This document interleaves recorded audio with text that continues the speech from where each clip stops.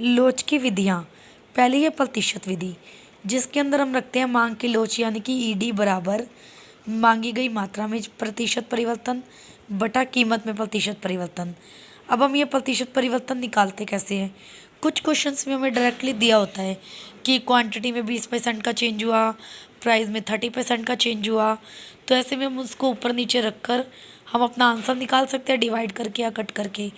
पर अगर हमें ये नहीं दिया हुआ, डायरेक्टली हमें प्राइस दे रखा है या मात्रा दे रखी है, जैसे एक वस्तु की मात्रा 10 से 5 हो गई क्योंकि कीमत 7 रुपये से बढ़कर 12 रुपये हो गई, तो ऐसे में हमें इन सबको लेकर हमें अपना प्रतिशत निकालना पड़ता है। तो मात्रा में प्रतिशत परिवर्तन कैसे निकालेंगे? जैसे कि मान लीजिए शुरू में किसी वस्तु की मात्रा 10 थी और बाद में 5 हो गई, तो चेंज कितने का आया? 5 का।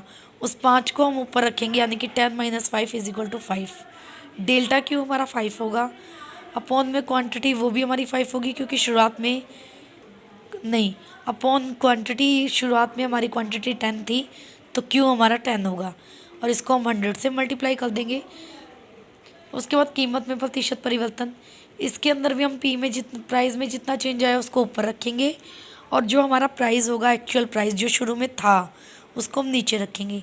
जैसे कि मान लीजिए शुरू में प्राइस 15 रुपये था, तो उसको हम नीचे पी की जगह पर रखेंगे और प्राइस 15 से 12 हो गया, तो 3 रुपये का चेंज आया, तो उस 3 को हम डेल्टा पी की जगह पर रखेंगे और मल्टीप्लाई बाई 100 करके हम इसका भी परसेंटेज निकाल लेंगे और उसके बाद इस फॉर्मूले में हम इसको पुट करके हमारी इलास्टिसिटी यानी कि मांग की लोच निकाल सकते हैं।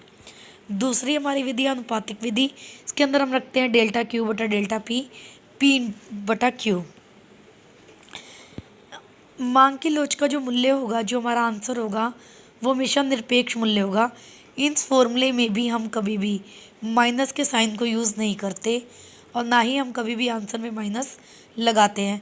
हम हमेशा निरपेक्ष मूल्यों को लेते हैं जहाँ पे माइनस के यानी कि साइन को इग्नोर किया जाता है।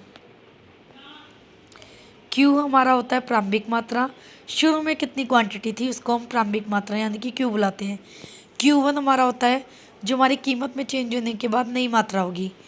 P1 हमारी नई कीमत है और P हमारा प्रारंभिक कीमत जो कि हमारी शुरू में थी। ED हमारी मांग की लोच है, कीमत लोच। डेल्टा Q हमारा मांग की मात्रा में परिवर्तन है जो कि कैसे निकलेगा? Q1 - Q। डेल्टा P हमारा कीमत में परिवर्तन है, इसको हम निकालेंगे P1 - P करके। इस क्वेश्चन के जरिए आप समझ सकते हैं कीमत 8 रुपये से 10 रुपये हो गई और मांग 5 से 4 हो गई, तो लोच निकालनी है। कीमत पहले थी 8 रुपये यानी कि हमारा P है 8 और अब 10 हो गई यानी कि P1 हमारा 10 है। मांग हमारी पहले 5 थी यानी कि 5 हमारा Q है और अब 4 हो गई, तो ये Q 4 हमारा Q1 है। अब हम P1 में से P को माइनस करेंगे तो यहाँ पे 2 आएगा। ये हमारा जो 2 है ये हमारा डेल्टा P है और 4 में से हम 5 को माइनस करेंगे तो हमारा -1 आएगा, पर हम माइनस के साइन को यहाँ पे इग्नोर करते हैं, जो कि आपको पहले बताया जा चुका है कि यहाँ पे सिर्फ निरपेक्ष मूल्यों को लिया जाता है यानी कि माइनस के साइन को हम नहीं लेते, इसलिए हमारा आंसर आएगा 1। हम इस 1/2 और हमारी P/Q में हम पहले वाली कीमत और पहले वाली मांग को पुट करेंगे तो हमारा आंसर आ जाएगा 0.8। हम इस क्वेश्चन के जरिए हम इसे परसेंटेज वाला फॉर्मूला भी लगा सकते हैं और इसको भी लगा सकते हैं, ये वाला।